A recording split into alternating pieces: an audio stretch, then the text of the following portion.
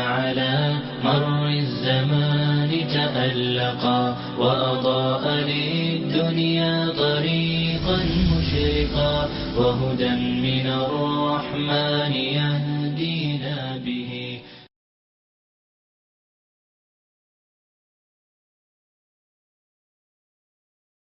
الحمد للہ وحدہ والصلاة والسلام على من لا نبی بعد. اعوذ باللہ السمیع العلیم من الشیطان الرجیم من حمزہ ونفخہ ونفثہ. لقد كان لكم في رسول اللہ اسوة حسنہ.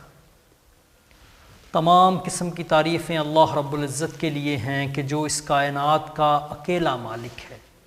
اس کائنات کو بنانے میں، اس کائنات کو چلانے میں اس کا کوئی شریک نہیں، کوئی برابری کرنے والا نہیں، کوئی ہاتھ بٹانے والا نہیں. اور لاکھوں کروڑوں درود و سلام ہوں اس ہستی اقدس و مقدس پر کہ جن کا نام نامی اسم گرامی محمد کریم صلی اللہ علیہ وآلہ وصحبہ وسلم ہے. اللہ رب العزت نے ان کو نور ہدایت کا آخری مینار بنا کر مبعوث فرمایا. ان کے بعد کوئی نبی، کوئی رسول اور کوئی پیغمبر نہ اب تک آیا ہے اور نہ قیامت کے دن تک آئے گا. اما بعد، پچھلے پروگرام میں آپ کے گوش گزار کر رہا تھا کہ جناب ابو طالب وہ مکہ کے اندر بدلتی ہوئی صورتحال پر مسلسل نظر رکھے ہوئے تھے، اور پچھلے چند دنوں میں جو واقعات ہوئے کہ قریش نے آ کر پہلے جناب ابو طالب کو دھمکی دی، پھر وہ ولید بن مغیرہ کے بیٹے عمارہ کو لے کر آئے کہ اس کے ذریعے آپ صلی اللہ علیہ وسلم کا تبادلہ کر لیں، اور پھر مختلف کوششیں ہوئیں. عبداللہ بن ابی معیط نے آپ صلی اللہ علیہ وسلم کی گردن میں چادر ڈال کر اور اس کو گھونٹا. ایسے ہی پھر اور جو دیگر ایک دو حملے آپ صلی اللہ علیہ وسلم پر ہوئے. اس کی وجہ سے جناب ابو طالب بہت پریشان تھے، اور ان کو یہ خدشہ اور خطرہ لاحق تھا کہ جس طرح مشرکین اپنی ضد میں اور اپنے غصے میں بڑھتے جا رہے ہیں، کہیں ایسا نہ ہو کہ کسی دن کسی کا داؤ چل جائے اور اس وقت جناب حمزہ اور حضرت عمر ان دونوں میں سے کوئی بھی آپ صلی اللہ علیہ وسلم کے پاس موجود نہ ہو اور کوئی ان پر غالب آ جائے اور ان کو جانی نقصان پہنچائے. ویسے تو جناب ابو طالب کا عہد اور جو وعدہ تھا قوم کے اوپر، جو ایک ان کی حیثیت تھی، وہ مسلم تھی، لیکن پھر بھی وہ یہ چاہتے تھے کہ جس طرح اب یہ مخالفت میں بہت بڑھ گئے ہیں تو اس کا کوئی پراپر اور مضبوط انتظام ہونا چاہیے. اس بات کے پیش نظر پھر انہوں نے اپنے جد اعلیٰ عبد مناف کی اولاد اور ان کے دو بیٹوں ہاشم اور مطلب سے وجود میں آنے والے دو قبیلوں کو سب کو دعوت دی، جمع کیا اپنے پاس، اور ان سے یہ کہا کہ دیکھو اب تک میں ان کی یعنی محمد صلی اللہ علیہ وسلم کی اکیلے حفاظت اور حمایت کرتا آیا ہوں، لیکن اب تم میرے ساتھ اس بات کا عہد کرو، میرے سے وعدہ کرو کہ تم میرے ساتھ مل کر ان کی حفاظت کا کام کرو گے. اور یہ دعوت اور یہ جو ابو طالب کی جو پکار تھی، یہ عربی حمیت کے اوپر اس کا دار و مدار تھا کہ یہ چونکہ ہمارے قبیلے کا فرد ہے، اس لیے اس کی حفاظت کرنا ہماری ذمہ داری ہے، ہمارا فرض ہے. اور اس دعوت پر ہر اس شخص نے لبیک کہا، خواہ وہ مسلمان تھا یا نہیں. جو بھی بنی عبد مناف سے تھا، سب نے ابو طالب کی دعوت پر لبیک کہا اور ان کو یقین دلایا اور نئے سرے سے ان کے ساتھ عہد کیا کہ ہم آپ کے بھتیجے کی حفاظت کے سلسلے میں ہر طرح تعاون کریں گے، اپنی جان بھی نثار کر دیں گے، آپ کی اس بات سے ہم پیچھے نہیں ہٹیں گے، سوائے ابو لہب کے جو ابو طالب کے بھائی تھا. اور یہ بدبخت شروع سے آپ صلی اللہ علیہ وسلم کا انتہائی مخالف تھا، اور یہ ہر جگہ جا کر آپ صلی اللہ علیہ وسلم کے پیچھے پیچھے لگا رہتا اور آپ صلی اللہ علیہ وسلم کی جو بدخوئی کرتا اور ان کو جھوٹا کہتا اور لوگوں کو روکتا کہ اس کی بات نہ ماننا، اس کی بات نہ سننا. صرف اسی بدبخت نے اس بات کی مخالفت کی، چونکہ یہی وہ بدبخت تھا جو اس کمیٹی کا سربراہ تھا جس نے وہ قرارداد پاس کی تھی کہ اب آپ صلی اللہ علیہ وسلم پر جو ہے وہ دست درازی کی جائے اور ان کو قتل کرنے کی کوشش کی جائے. اس نے اس تجویز کی مخالفت کی اور بنی عبد المناف سے الگ ہو گیا. باقی سارے کا سارا قبیلہ وہ ابو طالب کے ساتھ اکٹھا ہوا اور انہوں نے آپ صلی اللہ علیہ وسلم کی حفاظت کا دوبارہ سے عزم اور ارادہ کیا. جب یہ معاملہ ہوا تو عرب چونکہ وہ اس سارے چیز کی جو سیاسی حیثیت ہے اور عرب کا جو قبائلی نظام ہے اس کے اندر اس سارے معاملے کی جو حیثیت ہے اس کو سمجھتے تھے، اور پہلے جو وہ ارادے کر رہے تھے کہ اب عنقریب وہ اپنی خواہش کی تکمیل کر لیں گے اور نعوذ باللہ صلی اللہ علیہ وسلم کو قتل کر دیں گے، اب اس معاہدے کے بعد ان کے لیے یہ سوچنا بھی مشکل ہو گیا، چونکہ یہ نئے سرے سے وعدہ لیا گیا اور ان کو پتہ تھا کہ عرب میں اکثریت ان قبائل کی ہے جو بنو ہاشم اور بنو مطلب کے ساتھ کھڑے ہو کر ہمارے خلاف جنگ کریں گے، اور پھر ایک ایسی خوفناک جنگ شروع ہو جائے گی کہ یہاں تو ہمیں بے تحاشا جانی نقصان پہنچے گا اور ممکن ہے کہ ہمارا صفایا ہو جائے۔ مشرکین اب یہ بات سوچ کر انہوں نے سوچا کہ اب اس کا جو جواب ہے وہ قوت اور زور سے نہیں بلکہ ہوش سے دینا چاہیے۔ انہوں نے اپنے تمام بڑے بڑے سرداروں کی ایک میٹنگ اکٹھی کی اور پھر انہوں نے ایک بہت ہی خوفناک جو ہے نا پلاننگ طے کی۔ وہ پلاننگ یہ تھی کہ انہوں نے اس بات کا ارادہ کیا کہ اب وہ ان دونوں خاندانوں کے خلاف یعنی بنو مطلب اور بنو ہاشم کے خلاف سوشل بائیکاٹ کر دیں گے۔ ان لوگوں کے ساتھ نہ تو وہ میل ملاپ رکھیں گے،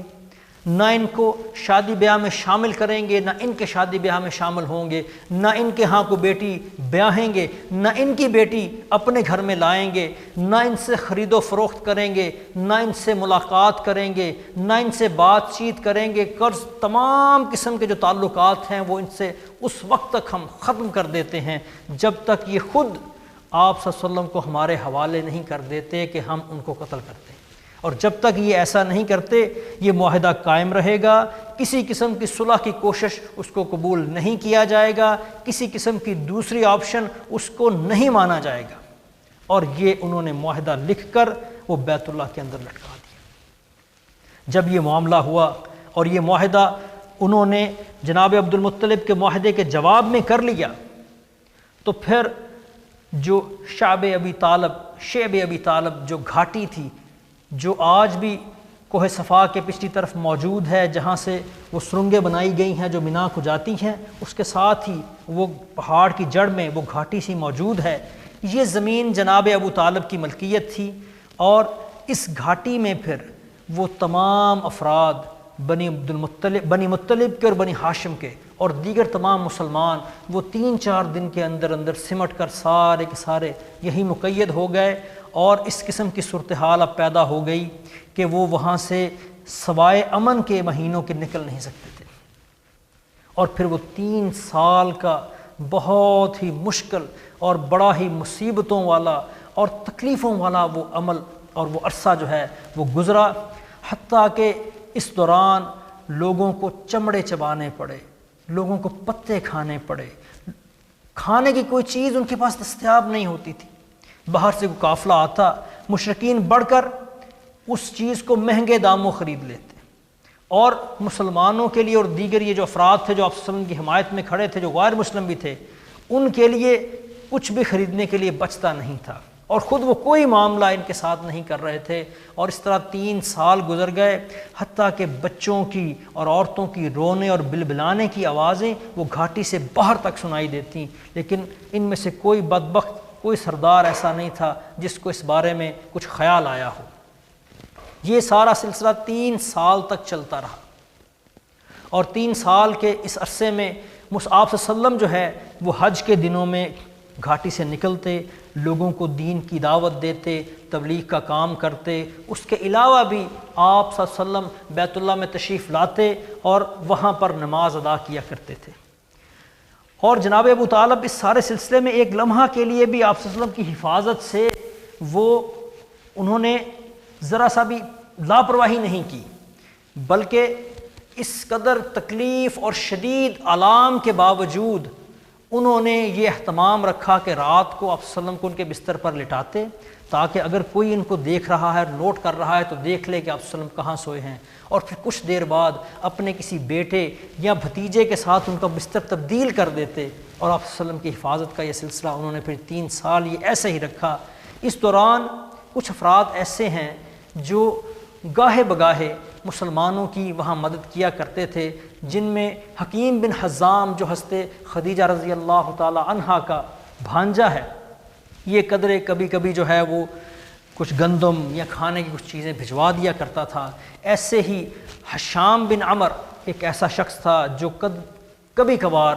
مسلمانوں کی اور دیگر افراد کی وہاں مدد کیا کرتا اور کھانے کا کچھ سامان بھجوا دیا کرتا، حتیٰ کہ ایک دفعہ حکیم بن حزام وہ کچھ سامان بھجوا رہا تھا کہ ابو جہل نے دیکھ لیا اور روکا اس نے، لیکن پھر مطعم بن عدی یا ابو البختری دونوں میں سے کوئی ایک شخص اس نے مداخلت کی اور کہا کہ یہ اپنی خالہ کو کچھ سامان بھجوا رہا ہے تو تم اسے کیوں روکتے ہو، اس کو جانے دو۔ لیکن بالعموم وہاں کھانے پینے کی اشیاء کی اتنی تنگی اور اتنی قلت ہو گئی کہ وہاں پر لوگوں کا گزارا کرنا مشکل ہو گیا، لیکن اس کے باوجود ان میں سے کوئی شخص بھی اس بات پر آمادہ نہیں ہوا کہ اپنے اس عہد سے جو اس نے ابو طالب کے ساتھ کیا ہے اس کو توڑ دے۔ تمام لوگوں نے، خواہ وہ مسلمان تھے یا نہیں مسلمان نہیں بھی تھے، وہ سب اپنے اس عہد پر قائم رہے، حتیٰ کہ پھر یہ ایک تحریک برپا ہوئی 3 سال بعد، اور عمر بن حشام اس تحریک کو برپا کرنے کا جو ہے وہ بانی ہوا کہ وہ سب سے پہلے زہیر بن ابی امیہ کے پاس آیا۔ زہیر بن ابی امیہ یہ جناب ابو طالب کی جو بہن عاتقہ ہیں، عاتقہ بن عبد المطلب، ان کا بیٹا ہے، یعنی جناب ابو طالب اس کے ماموں لگتے ہیں۔ وہ ان کے پاس آیا اور کہنے لگا کہ زہیر، تمہیں کچھ خیال ہے کہ تم کھاؤ پیو، تمہارے لیے ہر چیز دستیاب ہو، اور تمہارے ماموں اور ہمارے سردار کا وہ حال ہو جو تم جانتے ہو؟ کہنے لگا میں اکیلا کیا کر سکتا ہوں، کوئی دوسرا شخص ہو تو میں وہ بات بھی کروں۔ اس نے کہا دوسرا شخص ہے۔ اس نے کہا کون ہے؟ اس نے کہا میں ہوں۔ اس نے کہا تیسرے کا انتظام کرو۔ پھر وہاں سے وہ مطعم بن عدی کے پاس آیا، اور مطعم بن عدی کے ساتھ جو بنی عبد المناف کے تعلقات تھے اور جو ان کا ایک دوسرے پر احسانات تھے اس نے اس کو یاد کروایا اور کہا کہ اب تمہارا کیا خیال ہے کہ تم ان کو اس حال پہ چھوڑتے ہو؟ وہ کہنے لگا کہ میں اکیلا کیا کر سکتا ہوں۔ اس نے کہا میرے پاس 2 افراد ہیں، ایک میں ہوں اور ساتھ میں زہیر بھی ہے۔ اس نے کہا تیسرے بندے کا انتظام کرو۔ وہاں سے وہ پھر ابو البختری کے پاس آیا، اور اس کو بھی اپنے تعلق اور واسطہ جو اس کا بنی عبد المناف کے ساتھ تھا اس کو یاد کروایا اور کہا کہ مجھے افسوس ہے کہ تم آرام اور آسائش میں ہو اور ہمارے سرداروں کا یہ حال ہے، واللہ یہ کام مناسب نہیں ہے۔ اس نے بھی یہ بات کہی کہ میں اکیلا کیا کر سکتا ہوں۔ اس نے کہا کہ اور ہمارے ساتھ افراد ہیں، اور تینوں کے افراد کے اس نے نام بتائے۔ پھر اس نے کہا کہ 5ویں بندے کا بھی انتظام کرو۔ پھر وہ اسود بن زمعہ کے پاس آیا، زمعہ بن اسود کے پاس آیا اور اس سے بات کی، اور اس کو بھی اس بات پر آمادہ کیا، اور ساری یہ 5 کے 5 افراد ہجون یا ہجون، یہ اس مقام کا نام ہے جہاں پر یہ جمع ہوئے، اور آپس میں انہوں نے صلاح مشورہ کیا اور یہ طے پایا کہ صبح ہم جب بیت اللہ پہنچیں گے تو اس بات کو اٹھائیں گے۔ تو سب سے پہلے جب یہ سب افراد پہنچ گئے تو زہیر بن ابی امیہ اس نے بات کا آغاز کیا، وہ طواف کیا اس نے بیت اللہ کا، اور وہ آ کر بیٹھا اور لوگوں سے کہنے لگا کہ دیکھو یہ کتنی زیادتی اور ظلم ہے کہ ہم سب اپنے کاموں میں مشغول، ہمارے سارے کام چلتے ہیں، ہم کھائیں پئیں سب کچھ کریں، اور بنی ہاشم اور بنی مطلب کا یہ حال ہو، ہم اس کو برداشت نہیں کر سکتے۔ ابو جہل کہنے لگا کہ یہ کون ہے یہ آواز لگانے والا، اس کی آواز کی کوئی اہمیت نہیں، یہ جھوٹ کہتا ہے۔ تو اس پر مطعم بن عدی بولا کہ یہ نہیں بلکہ تم جھوٹ کہتے ہو، جس دن یہ معاہدہ لکھا گیا تھا ہم اس دن ہی اس کے حق میں نہیں تھے، اور جو کچھ اس میں لکھا ہے ہم اس سے بری ہیں، بیزار ہیں اس سے۔ اور اسی دوران پھر زمعہ بن اسود نے بھی گرہ لگائی کہ ہاں تم دونوں ٹھیک کہتے ہو، اور یہ ابو جہل جو ہے یہ غلط کہتا ہے، یہ غلط کہہ رہا ہے، اور تم دونوں صحیح کہہ رہے ہو۔ اور پھر حشام بن عمر اور مطعم بن عد یہ 5 افراد نے ایک دوسرے کی تائید کی۔ تو ابو جہل کہنے لگا یہ بات اس کی پلاننگ رات کو کہیں اور ہوئی ہے، یہ سارے کا سارا تم نے ایسے ہی بات نہیں کر دی، اور اس معاہدے کو نہیں پھاڑا جائے گا۔ اب وہ دونوں ایک دوسرے سے بحث کر رہے ہیں، وہ 5 افراد ایک طرف اور کچھ لوگ ابو جہل کی حمایت میں کھڑے ہوئے اور آپس میں بحث کر رہے۔ اتنے میں جناب ابو طالب وہاں تشریف لائے، اور جناب ابو طالب وہاں تشریف لائے اور انہوں نے کہا کہ دیکھو مجھ کو میرے بھتیجے نے یہ خبر دی ہے کہ اس کو اس کے پروردگار اللہ نے یہ بتایا ہے کہ جو معاہدہ تم نے لکھ کر یہ قطع رحمی کا اور تعلقات کو توڑنے کا یہ معاہدہ جو لکھ کر تم نے بیت اللہ کے اندر لٹکایا ہے، اللہ نے اس پر کیڑے بھجوا دیے، اور اس کاغذ کے اوپر، اس چمڑے کے اوپر سوائے اللہ کے نام کے تم نے جو کچھ لکھا تھا، جو ظلم کی باتیں لکھی تھی، سب کو کیڑے کھا چکے ہیں۔ یہ بات مجھے میرے بھتیجے نے بتائی ہے، اگر اس کی یہ بات درست ہے تو پھر تم کو یہ معاہدہ ختم کرنا پڑے گا، اور اگر اس کی یہ بات غلط ہے تو پھر ہم تمہارے اور اس کے درمیان سے ہٹ جائیں گے اور تم جو چاہو اس کے ساتھ سلوک کرنا، لیکن پہلے وہ معاہدہ لاؤ اور اس کو دیکھو۔ جو لوگ وہاں موجود تھے اور بالخصوص یہ 5 افراد، انہوں نے تائید کی کہ ہاں ہاں ٹھیک ہے، ایسے ہی کر لو، اس معاہدے کو لاؤ۔ تو اس معاہدے کو لایا گیا۔ جب کھولا اس کو تو آغاز میں جیسے ہم بسم اللہ الرحمن الرحیم لکھتے ہیں، تو عربوں کے اندر رواج تھا، وہ لکھتے تھے بسمک اللہم، اے اللہ تیرے نام سے، یہ لفظ وہ لکھا کرتے تھے۔ تو وہاں اللہ کا نام لکھا، اور درمیان میں جہاں جہاں اللہ کا نام تھا وہ قائم رہا، اور باقی سارے الفاظ وہاں ختم ہو گئے تھے۔ اتنی بین اور واضح دلیل آپ صلی اللہ علیہ وسلم کی نبوت دیکھنے کے بعد بھی وہ بدبخت ایمان نہیں لائے، لیکن پھر مجبوراً ان کو وہ معاہدہ ختم کرنا پڑا۔ یہ معاہدہ نبوت کے 7ویں برس محرم کے مہینے میں کیا گیا، اور اس وقت محرم کی 14 تاریخ تھی، 14ویں رات تھی، اور پھر 3 سال بعد نبوت کے 10ویں سال میں محرم کے مہینے کے اندر ہی اس معاہدے کو ختم کیا گیا، اور 3 سال کی اس اذیت ناک اور پرتکلیف زندگی کے بعد پھر بنی عبد مناف جو ہیں وہ اس گھاٹی سے باہر آ سکے، اور پھر وہ اپنے معمولات کے مطابق جو ہے زندگی بسر کرنے کے قابل ہوئے۔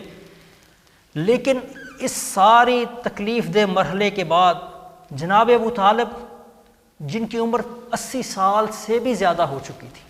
وہ بہت کمزور ہو چکے تھے، بوڑھے تھے، اور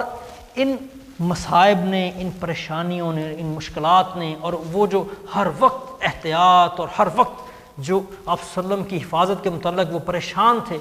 اس نے مسلسل ان کو جو ہے وہ کمزور کر دیا تھا۔ اور اس گھاٹی سے نکلنے کے چند ہی مہینوں بعد جناب ابو طالب شدید بیمار ہو گئے۔ تو مشرکین نے یہ سوچا، آپس میں ایک جگہ بیٹھے ہوئے وہ اب سے مشورہ کرنے لگے کہ دیکھو اب تو حمزہ بھی مسلمان ہو گیا، عمر بھی مسلمان ہو چکا، اور بہت سے لوگ ان کے مسلمان ہونے کے بعد اسلام میں داخل ہو چکے، تمہاری کوئی تدبیر ان کے خلاف چل نہیں سکی، اور اب جناب ابو طالب اس حال میں ہیں کہ لگتا ہے کہ شاید اس بیماری میں رخصت ہو جائیں گے۔ اگر تم نے ان کو ابو طالب کی وفات کے بعد کچھ کہا تو عرب تم کو طعنہ دیں گے کہ اس کے چچا کی زندگی میں تو کسی کو ہمت نہیں ہوئی کہ اس کو کوئی ہاتھ لگائے، اس کو کوئی نقصان پہنچائے، اور جب وہ چلا گیا، دنیا سے رخصت ہو گیا، تو تم سب مل کر اس پر بل پڑے۔ تو کہنے لگے کہ یہ طعنہ ہمیں برداشت نہیں ہے، لہٰذا بہتر یہ ہے کہ چلو سب مل کر ابو طالب کے پاس جاتے ہیں اور ان سے کہتے ہیں کہ اپنے بھتیجے کے درمیان اور ہمارے درمیان کوئی معاہدہ کر دیں، کچھ وعدہ ہم سے لے لیں اور کچھ وعدہ اپنے بھتیجے سے لے لیں ہمارے لیے، اور اس طرح کوئی معاملہ طے ہو جائے، کوئی تصفیہ ہو جائے، کوئی درمیانی صورت نکل آئے کہ ابو طالب کی وفات کے بعد بھی ہم اس پر قائم رہیں، اور کوئی ہمیں طعنہ دینے والا نہ ہو، کوئی ہمیں یہ نہ کہنے والا ہو کہ انہوں نے یہ کیا کیا۔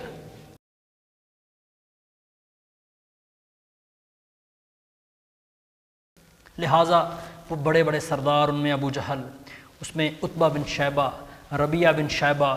اور دیگر جو ان کے بڑے بڑے سردار تھے، عاص بن وائل اور دیگر یہ افراد سارے کے سارے جمع ہو کر یہ جناب ابو طالب کی خدمت میں حاضر ہوئے، اور ان سے انہوں نے بات کی کہ دیکھیں آپ کا جو مرتبہ اور رتبہ ہمارے اندر ہے اس سے آپ آگاہ ہیں، اور اس وقت جو آپ کی حالت ہے، جس کیفیت سے آپ دوچار ہیں، آپ بیمار ہیں، تو لگتا ہے کہ شاید یہ آپ کی زندگی کے آخری ایام ہیں۔ ہم یہ چاہتے ہیں کہ آپ اپنی زندگی میں کوئی ایسا معاملہ طے کر جائیں، اپنے بھتیجے کے درمیان اور ہمارے درمیان کوئی ایسا فیصلہ کر جائیں، کوئی ایسی باہمی صورتحال بن جائے کہ آپ کے بعد بھی ہم اس معاملے پر قائم رہیں اور ہمیں کوئی اس میں پریشانی نہ ہو۔ آپ اپنے بھتیجے کو بلائیں اور ہم ان سے بات چیت کرتے ہیں۔ تو جناب ابو طالب نے پھر رسول اللہ صلی اللہ علیہ وسلم کو بلا بھیجا، اور ان کو بلایا۔ جب آپ صلی اللہ علیہ وسلم تشریف لائے، اور فرمایا کہ دیکھو یہ تمہاری قوم کے جو لوگ ہیں یہ تمہارے پاس آئے ہیں، اور یہ چاہتے ہیں کہ تم ان سے بیٹھ کر کوئی بات چیت طے کر لو، میری موجودگی میں کوئی بات کر لو۔ تو ان کی بات سنو، اور ان سے کوئی بات کر لو تاکہ کوئی باہمی صورت نکلے۔ تو رسول اللہ صلی اللہ علیہ وسلم نے فرمایا کہ کیا میں ان کو ایک ایسی بات نہ بتا دوں کہ اگر یہ اس کو مان لیں تو یہ عرب کے بادشاہ بن جائیں اور پورا عجم ان کے زیر نگیں آ جائے۔ ایک ایسی بات اگر یہ مان لیں تو عرب بھی ان کے زیر نگیں، عرب پہ اوپر ان کی حکومت، اور پورے عجم میں پوری دنیا کے یہ سردار بن جائیں، سربراہ بن جائیں۔ ایک ایسی بات۔ تو ابو جہل کہنے لگا کہ ایک ایسی بات، کیا ہم 10 ایسی باتیں ماننے کے لیے تیار ہیں؟ چونکہ اس بات کا اور کوئی جواب ان کے پاس نہیں تھا کہ ایک ایسی مفید بات کہ جس کو مان لیا جائے تو پھر عرب و عجم کے سربراہ بن جائیں وہ۔ تو کہنے لگے کہ ٹھیک ہے، ایک کیا 10 باتیں ایسی ماننے کو تیار ہیں۔ تو پھر آپ صلی اللہ علیہ وسلم نے فرمایا کہ تم یہ کہہ دو کہ لا الہ الا اللہ، اللہ کے سوا کوئی عبادت کے لائق نہیں ہے اور میں اللہ کا رسول ہوں۔ تم اس بات کو مان لو اور اللہ کے سوا جس کو پوچھتے ہو اس کو چھوڑ دو، صرف ایک اللہ وحدہ لا شریک کی عبادت کرو، تو پھر اللہ تم کو عرب کا بادشاہ بنا دے گا اور پورا عجم تمہارے زیر نگیں آ جائے گا۔ تو وہ ہاتھ پیٹنے لگے اور کہنے لگے کہ اس شخص کا کوئی حال نہیں، اس کو چھوڑ دو، اس کو اس کے حال پر رہنے دو، اور تم اٹھو اور اپنے معبودوں پہ ڈٹ جاؤ، اپنی باتوں پہ ڈٹ جاؤ، اور تم اپنے عقیدے پر قائم رہو، اور یہ دیکھتے ہیں پھر کیا بنتا ہے۔ اور اس طرح یہ ساری باتیں کہتے ہوئے وہ اٹھ کر چلے آئے، اور اللہ رب العزت نے ان کے اس طرح اٹھ کر جانے کا اور جو آپس میں گفتگو کر رہے تھے اس کا بھی ایک قرآن کی سورہ مبارکہ میں ذکر کیا ہے، سورہ صاد میں۔